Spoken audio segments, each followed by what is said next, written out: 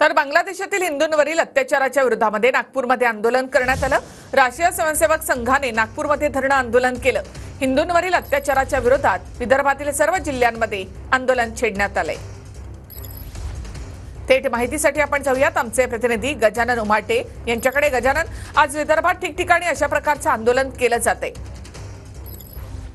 संघटना जी आहे त्या ठिकाणी रस्त्यावर उतरलेल्या आहे। बांगलादेशमध्ये हिंदू आणि अल्पसंख्याकांवर जे अत्याचार होत आहे त्या विरोधात संघाच्या संघटना आणि सकल हिंदू समाज या ठिकाणी रस्त्यावर उतरलेला आहे। प्रचंड मोठी गर्दी नागपुरातील व्हेरायटी चौकामध्ये आपण या ठिकाणी बघू शकतो। संघाचे अखिल भारतीय प्रचार प्रमुख आंबेकरजी या ठिकाणी आहे, विश्व हिंदू परिषदेचे नेते आहे आणि मोठ्या संख्येनं नागपूरकर जे आहे ते रस्त्यावर उतरलेले आहे।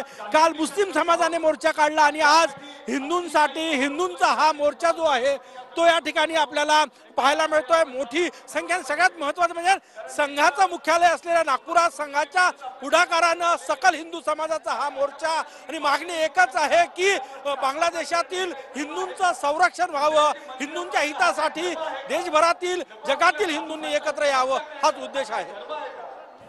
नक्कीच, धन्यवाद गजानन। बांगलादेशमधील हिंदूंवरील अत्याचाराच्या विरोधामध्ये नागपूरमध्ये हे आंदोलन करण्यात आलं, तसेच विदर्भातल्या ठिकठिकाणी हे आंदोलन करण्यात आलेलं आहे।